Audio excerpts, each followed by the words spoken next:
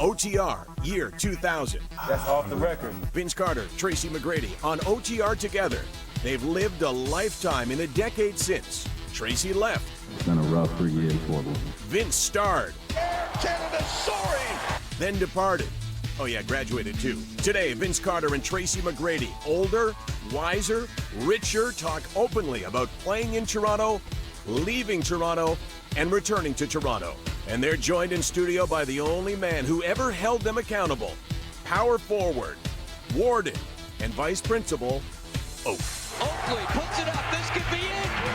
Yeah! Exactly 16 years ago, the Toronto Raptors tipped off their history. The opening tip. We're underway. Predictably, they were terrible. But then, piece by piece, it began to come together. The first big piece, high schooler Tracy McGrady.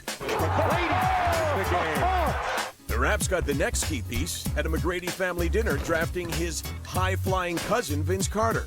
Are you kidding me? Air Canada soaring! Perhaps the key move, though, was trading for the Knicks' Charles Oakley. He was Wendell Clark in purple. Charles Oakley taking a charge in his old teammate. Oak, Vince, T-Mac, and a million vets led Toronto to its first playoff performance in 2000, a sweep by the Knicks. Johnson for three! Banked it in! But another block to build with. Then McGrady bolted. Oak and Carter took the Raps to Game 7 of the second round. Carter at the buzzer. No go. That was the end for Oakley in Toronto. 3 years later, Vince was gone. Today, on OTR, for the first time in a decade, those three men are together. And you know two words that will be mentioned. What if? Vince, Tracy, and Oak, at one time, all household names in any Canadian house where basketball was big. And all three join us in the OTR house. Charles is here, Vince and Tracy from their respective places. Vince in his restaurant, Tracy in his home. When was the last time, Oak, you start with this. When was the last time the three of you guys would have been together in a conversation? Conversation? Probably back in 2000. But I talked to him as the season passed over the years. But together, like we was in Toronto, that was the best. You know, we had a great time. You guys agree with that? Great time, the best sharing times with Charles Oakley? Of course, it's always good times. I mean, you can pick, different situations, different moments on the road, even at home. You know, he's outstanding chef, so I was definitely one to be at his house if he was cooking or thinking about cooking, and I know T-Mac can probably say the same thing.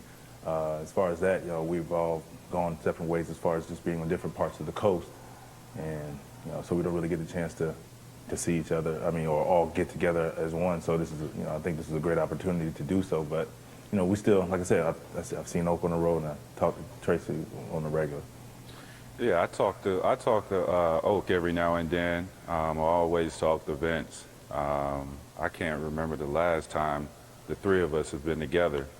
But what I used to look forward to is always going to Cleveland to Oak's house and having a big meal for the whole team. So, Vince, did Charles Oakley make you a better player? Same thing for you, Tracy, but obviously you left earlier on in your career. But did he hold you accountable the way everybody thought he was? Definitely. Even day one, I remember the second day of practice, Oak put his arm around me and said, "You know what? I'm going to show you the ropes and make you a better player." And you know, what do you say to that? You're like, "No." So he's like, "All right." And I tell you what, I can say that I was prepared each and every night. Being a rookie and kind of learning the ropes and learning as you go and playing, I was fortunate enough to have, my cousin on one side and a savvy veteran like Oak on the other, day in and day out, preparing me and giving me the opportunity to really learn the ropes and make it easier for me. How about you, Tracy? The age gap, you were in totally different stages in your lives, right? Oakley, he called him a savvy veteran. there are other adjectives you could use. Old man at that time. But what did he bring to your game? Don't give me that look, Oak. Don't give me that look. No, saying the words you shouldn't be talking about. My first year, it was, a case where I was with a bunch of young guys themselves, and I really didn't respect. I respect them as players, but just as being veterans in the game, I didn't really have that much respect for them because they really wasn't that much older than me in terms of years. So when I played with Oak and the rest of our veterans, you know, just watching those guys and, you know, how they carry themselves, they're always suited for games and just, you know, different things that, you know, makes you a professional in this league. I followed them and I learned from them. And the one thing that I really appreciated about Oak, and Vince could attest to this as well, is he always had our back. No matter how young we were, he always had our back. And we don't have that in the game today. You know, that's gone out of our game. I mean, if we got fouled hard in the game, you best believe somebody on that other team is going to get fouled hard. And he just took care of us. We got to go to break, but I want to ask Oak to follow that up. You do know that you play more of a hockey style than anything else. That in hockey they have this code, which is you got to have your brother's back. Right. You saw that as your role, right? In fact, Butch Carter told you that quickly. Well, my thing is, when you're in the league, when you get traded, the first thing is, you know, people talk about you, they say this and that. But my thing is, when I first signed with Toronto, I told everyone, the GM, the coach, whatever, and when I got a chance to meet Tracy and Vince, but my thing is being a leader, being accountable, working. Don't talk about it, do it, show it. I mean, be a leader at all times, no matter what it is, have guys back. And we told these guys when we was playing with them, other veterans too, y'all going to be the offense. We going to make things happen, set picks, make it easy for you. Your job is to score and be professional every night on and off the court. Well said. This is terrific, reminiscing about what was an amazing team back in 2000 with Charles Oakley sitting in front of me. One of a kind in the history of the NBA. Vince Carter and Tracy McGrady. We're all back right after this, and we'll ask the question, what if? And here is Vince Carter with his first shot. Let's go home! Let's go home, ladies and gentlemen! Oh, spectacular stuff by Tracy McGrady.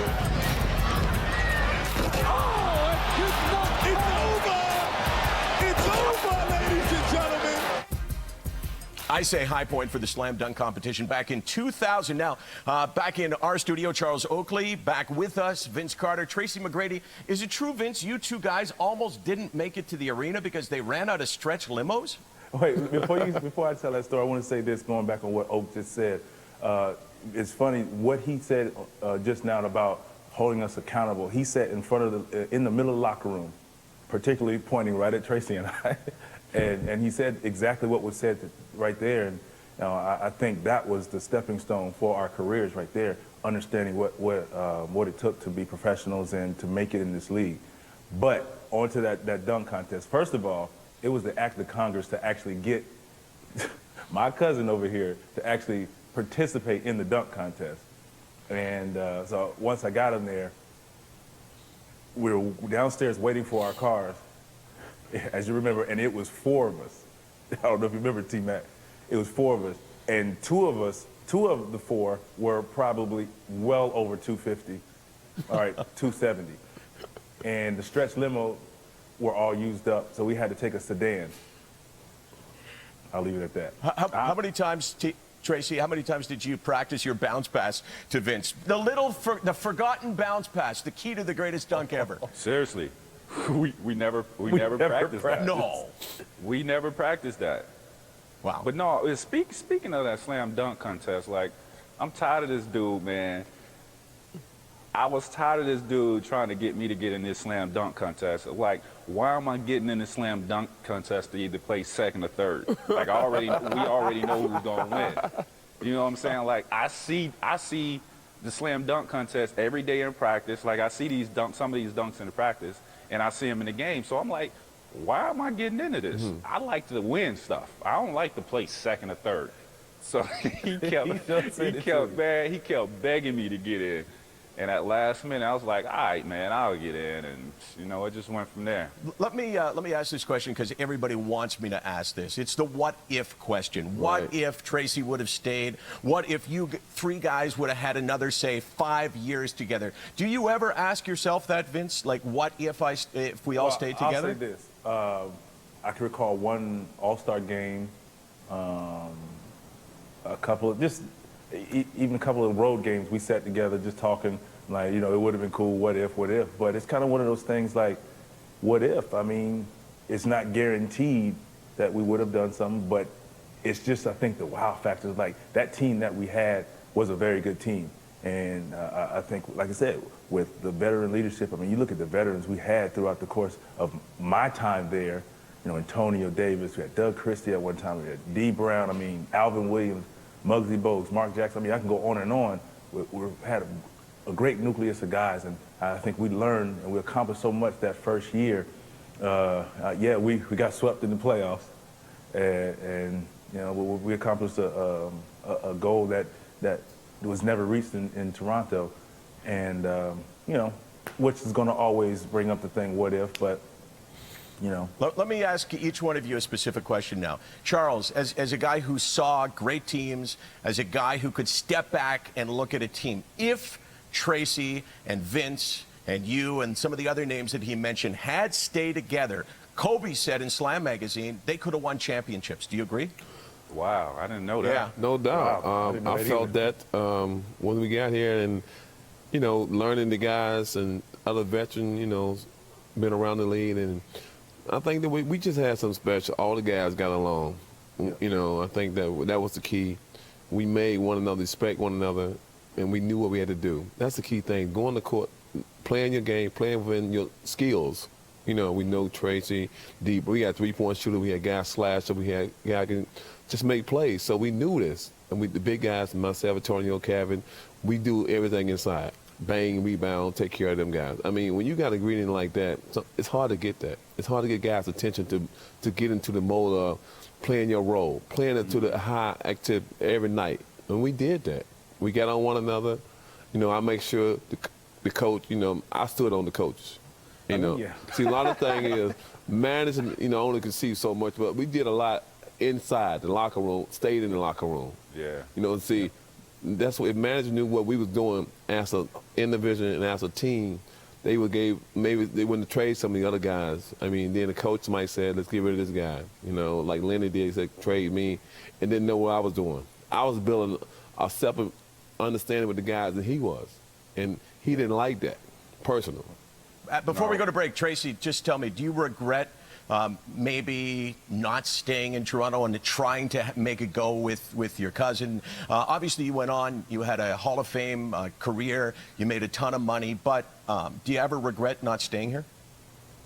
I won't use the word regret, but I think it would have been something special, and there's no not 1% of doubt in my mind when those guys played Philadelphia in Game 7. Had I been a part of that team, there's no question we would have advanced and went on to the finals that year. There's just no question in my mind, just where I was at the stage in my career, where my cousin was, and just the savvy vets that we had around us. I mean, we had the perfect situation, the perfect chemistry.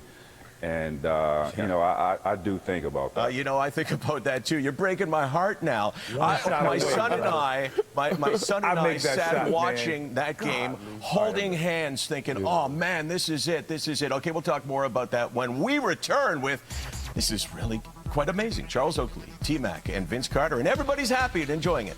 No doubt. Are you kidding me? Air Canada, sorry. Brady, 3 on the baseline again. Jordan-esque. Charles Oakley makes like the guard with the lob. And Vince Carter. Wow.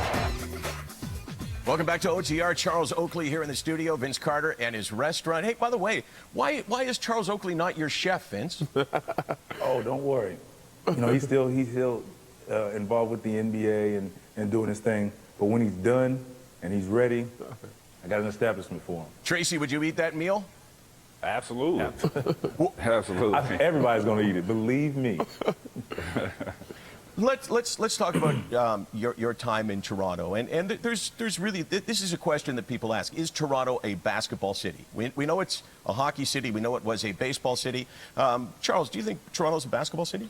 I mean, they was making the transition from hockey to basketball, but they were selling out every night, and people was getting to understand basketball. They was a little slower learning. I don't know where they stand now, but hope they, you should, as you go to games and watch over the years, you should learn and get better about the situation, what's going on. But I think they really supported the team. We gave them our heart every night we played. It was just, they was learning the game, so they got caught up in the mix some nights about this and players. They really didn't know players. And I don't know, have they made the transition or learned the players as an individual, not just, okay, well, this guy in another city, we don't have nothing to do with him, this and that. What they read, they don't respect, exactly. they didn't respect the players when they left and come back, but we're not asking nobody on their knees for us. Right. Vince, I want to know this because you were maybe the biggest celebrity in sports across Canada for a time. I mean, and North America, certainly. I know that you were probably the largest endorser, but then obviously you left and you came back and you got booed. Did that getting away from all of the, I got to be tough on the court, did that hurt you? Well, let me say this. One of the things that Oak did say is that they were learning the game, the transition. So they watched myself and Tracy grow up, and when he left, they still got to see him flourish and become who he is, and myself and everybody else who actually stepped through those arena doors. And for me, I looked at it as a young child growing up into a grown man, and then he moved on. And I get it, and I think leaving hurt a lot of people. It hurt me because I tell you what, I accomplished a lot. I learned a lot. I became the player, the person who I am today because of that experience through the coaches, through the players, and everything else. So I think leaving there, I get it. I know I get sports. I'm a sports fan, and I have my moments when I boo other players. Right? Would you, so Vince? Would you have booed that you? Situation. Vince? So I just knew it was one of those things that it hurt. It hurt on both sides, and of course I had a job to do with the new team. So you just go in there and you play your best. But at the same time, I wanted to put on my best performance. Like, hey, regardless, I'm still I love the city. I still have friends there. My heart is still there because that's where it started. Tracy, when you came back, I mean, it was the same sort of situation. I mean, people stopped booing you only because they wanted to boo Vince. Did that hurt you? I mean, you were young and you had good times in Toronto. What was it like coming back? I was excited about it. It didn't hurt me not one bit because if they hadn't booed me, then they didn't care about you. They really didn't care about me. That's a good point. I really embraced it. I felt like they really cared about me, and I still have a lot of friends up there. And when I came back, I wanted to prove to them that I was going to put it in their face for booing me, and I was going to try to silence them every chance that I got. But I still got a lot of love for Toronto. I mean, that's where it first started, and my heart is still there. And yeah, I think about it all the time. What if? Yeah. We got to go to break. Sorry, I got to cut you off. I'm holding a bottle of water here, T-Mac. How is this water different than any other water I might drink? Oh man, you got the oxygenated water, I huh? do. We all natural, baby. Hey, then I need some natural water in my restaurant, buddy. I'll give you some. Okay, so here's the combination: natural water in your restaurant at Oak's website. Where you're and we all drive there in our Bentleys and we get the cars washed at your car wash. Okay, recycle. Okay. More promotion in a second. Blue 04, baby, Blue 04. Hey. Sometimes at this point in the show, I'm going, man, I can't wait for the show to be over. But today, so much to talk about. Vince Carter, quickly, let me fire a few questions at you. Do you believe your number 15 should be retired by the Raptors? I'm going to leave it up to the people. I was there to serve my purpose, and that's to be a professional and play the game the best of my ability. And I accomplished a lot there, and I'll leave it at that. Should they retire his jersey, Oak? Yes, Tracy and Vince. I mean, retired Tracy. Tracy was long ago. The best draft pick they had before Vince. I mean, they both did a lot. But my thing is, when you trade guys every 2 or 3 years, who knows? Are you going to retire in 20 years? Right. You got to retire someone. You put them both in the Hall of Fame? They got Hall of Fame numbers, both those guys. Yes, no doubt. They did. They meant a lot for the league. Houston and Vince, his career, Jersey, Orlando, Phoenix. I mean, Toronto, more than Toronto, though. Vince, I got to ask you, because people want me to ask you, do you regret going to graduation the day of Game 7? Oh, people want to know. I have a degree. I accomplished a lot. I was there on time, and like Oak can tell you, I was there. I was able to prepare myself for Game 7. And, the one thing I do say is if I make that shot, you wouldn't ask that question. No. Right. Not at all. And notice I wasn't giving my opinion. It's just No. You put it on somebody else. I didn't go to my because, I didn't go to my graduating you move on, class. You play Milwaukee, possibly to play in the finals. I mean, I feel like, that Philadelphia game, that Philadelphia series was like playing in the Eastern Conference Finals right there. So I think we had a great chance to go into the finals. So I make it. You don't even They should have brought that team back together. When you lose like that, you don't just separate. You bring that team back to get a chance to go back. You know what I'm saying? Yeah. You don't break a team up. Okay, got to wrap you guys up. Vince, you've got your Embassy of Hope Foundation. I know you're committed to all kinds of charities. People can check out the website, correct? Yes, absolutely. Also, you got to check out the restaurant. And I also have a drug and alcohol called the Vince Carter Sanctuary. Check that out as well. Awesome. Thank you guys so much. I've got T-Max Water. We've already talked about your website, so I think I've done everything but say go to OTR Extended for more. Get Oakley Collection off of K1X line. Is out now. Oakley Collection. Thanks, guys. Thank you, man. Peace. Now, that was fun. That was last Thursday. And we wrapped up the show. I said, thanks for joining us, guys. Let's all go our separate ways. Well, Oak and I did go to hang out together. But then, all of a sudden, these guys start talking. And in the TV business, one thing you do is always keep rolling. So we kept it rolling. We didn't know what we were going to do with it, but it was so good, we thought we would play it for you today. Here's segment number 1. 3 guys who played for Butch Carter. 3 guys who saw success with Butch Carter. Vince Carter, Tracy McGrady, and Charles Oakley, OTR Extended. Vince, if you had a team, would you have Butch coach your team? I think Butch would be a great coach. But let me tell you, what he did for Tracy and I as far as just teaching us the game, pushing us. He pushed us. He didn't, it wasn't like, he didn't, it was no favoritism, put it that way. And I think he was great for us. I learned a lot. I learned how to play the game outside of, of course, the veterans we had. And I think he would do great for a young rookie. Tracy? Or some young guys, a team of young guys.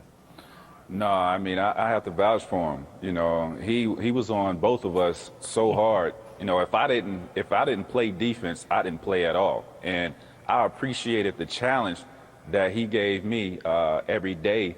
And I just lived up to it. And the X's and O's, he knows all about it. Some of those game-winning plays that we had, if you see on the highlights with Vince, Butch drew all those plays up. Absolutely.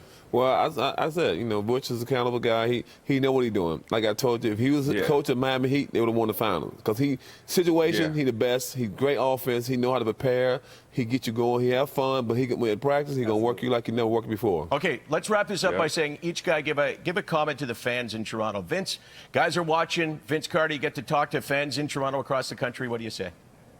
What do I say? I mean, I appreciate the cheers and the boos. I do. And like Tracy said before, I told one of the fans one time we were playing, I said, if the fans aren't booming, then it's a problem. I mean, that means they don't have an appreciation for my ability and what I bring to the table. So I just like to say it and get the opportunity to say I appreciate the fans, whether you boo me, you cheer for me, or you say you hate me. I still love you. Tracy? What if, man? What if? Just what if? I miss Queens Key. I don't miss that hawk blowing off of that water, though. But no, Toronto is one of my favorite cities, man, and I appreciate the support that you guys gave us, the 3 years that I was there. I mean, it was unbelievable. To be the first team to make the playoffs in franchise history is just, that was a memorable year and moment. Well, when I got here, I told them we'll get better every year. They're going to see a difference on the court. They're going to see a difference in attitude. And my thing to the fans, when you boo someone, know what you're booing about. Learn the game. I still love you no matter what, but this is Oak. I tell you from my heart. I tell you the truth.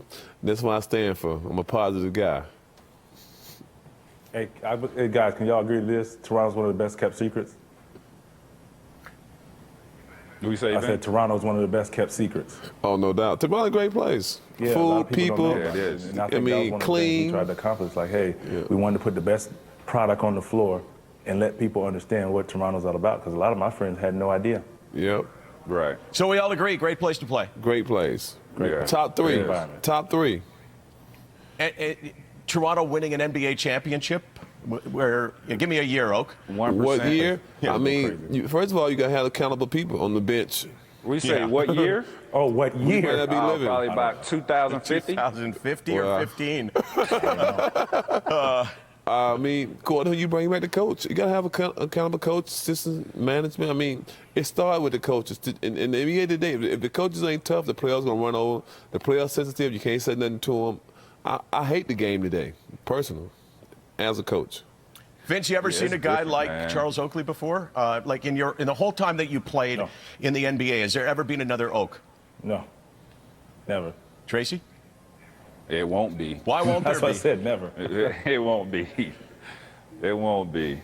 He's one of a kind, Well, man. you know, he's got that hockey mentality, right? Which is, I love it. Yeah, exactly. I mean, it. I think you need more of it. It would help develop young guys, and the talented players that we have today, you'd see the next level from them just because of that. And you know, I've tried to take pieces of from Oak that I've learned, and the way he approached the game and approached us for these other guys, and you know, and you can see the difference, and you need more of that, and but you never will. I think if Butch wouldn't have got the job here in Toronto, it could have affected Vince and Tracy game, because you never know what the coach would have did. Right. I'm telling you, I see guys don't go all out, don't put the work in, because it could have been lackadaisy.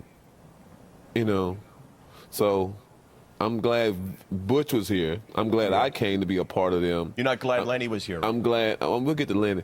I'm glad. I'm glad that I got a chance to play for some other veterans at the end of their career, Muggsy, Dale, Kevin, Antonio. But in Lenny's situation, Lenny won 1,000 games, lost 1,000 games, but Lenny hurt this organization. He hurt it. Nah, you know what? We had the perfect situation, man. Great. I'm telling you. We did. Seriously, I've never been on a team that has been as fun, as competitive. Just all the veterans we had, and Tight. Me and Vince mixed in with all these veterans: Kevin, Antonio, D. Brown, Muggsy, and Oak. But see, the thing about it, I've been on a lot of teams too, but for veterans to come in and say, this y'all team, but we the foundation for us. You know, you the drivers, we the wheel, we the transmission, we the parts that make y'all go. Exactly. But y'all the clever parts for the one who all the athletic, the one who showcase the highlights. We was a veteran. We didn't look for that. We had these guys. Yeah. We exposed their talent. In today's world, they don't know how to expose guys' talent because coach is not tough enough. Players not tough enough. We knew it would be gold when we booked Tracy McGrady, Vince Carter, and Charles Oakley for the same show. Showed that show on Thursday. The show wrapped up, as I told you before, and then they kept talking. They didn't want to go. It was kind of like a reunion from the 2000 team. We thought we'd play a little new game with them called Fact or Fiction. There's all these urban legends out there and myths that pertain to teams and players, so we thought we would try to clarify some of those with Tracy McGrady, Vince Carter, and Charles Oakley. This was last Thursday. Enjoy it today. Fact or fiction? You only wore a suit once. Is that true, Charles Oakley? Fact. You wear it once? Fact. And that's it? How many suits do you own? 300 something. 300 suits. Golly. Oh, man, that's unbelievable. Fact or fiction, Tracy, you found out that you guys were cousins at a family reunion. Fact.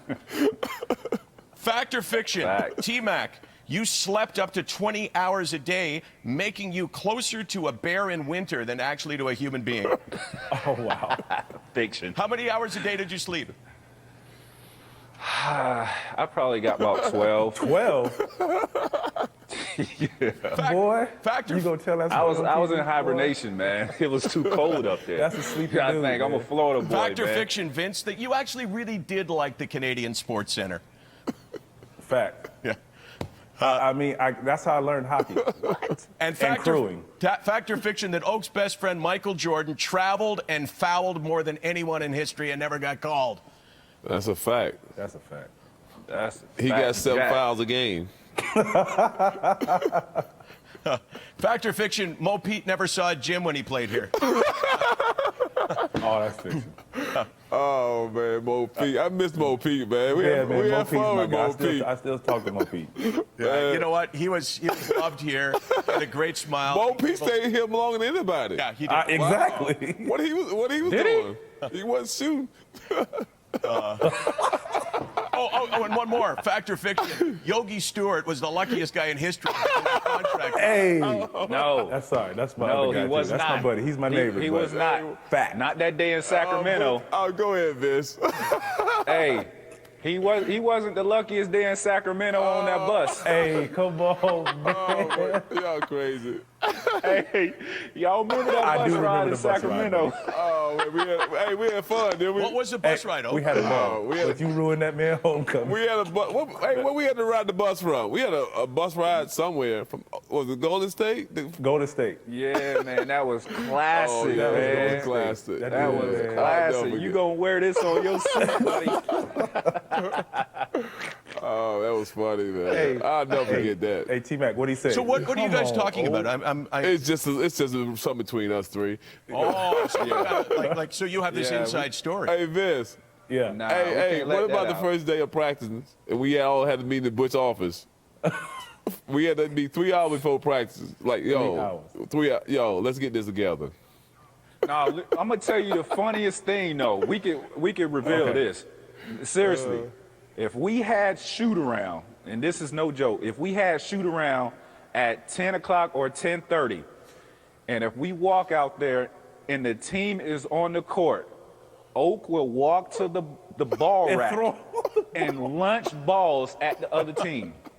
This is real talk. If any team would go over their allotted time, they had to get off by the time Charles Oakley stepped on the court. Or he was going to fix, like, hey, coach, y'all don't want to get off? Basketball. Balls. Okay, let's do this while Oak's sitting here laughing. Finish this statement, Vincent, then you, T-Mac. Man, the one story I got to tell you about Charles Oakley is what, Vince? Well, there's one that I want to tell, but I really can't tell. But that the shoot-around one is classic. It Tracy? had to do with shoot-around. Yeah. No, the one story I want to tell you about Oak is I can remember we had played, I guess Tyrone Hill played for Philly. Valentine's Day. Listen, I don't know what him and Oak had going on, but every time we played them, this guy would not show up to the game. He would not play. And Oak told us, they had something going on. So every time we played them guys, he would not show Hey, up. cuz, were you there for Valentine's Day in Philly? When he sent Roses to the locker room? And he said, see you soon? I sent him some roses. I got to Or wrap were you- this up. Hey, Oh, man. okay, I got a story. But you know we what? were in Philadelphia. I was in Oak's room. Oak, I know you're going to remember this.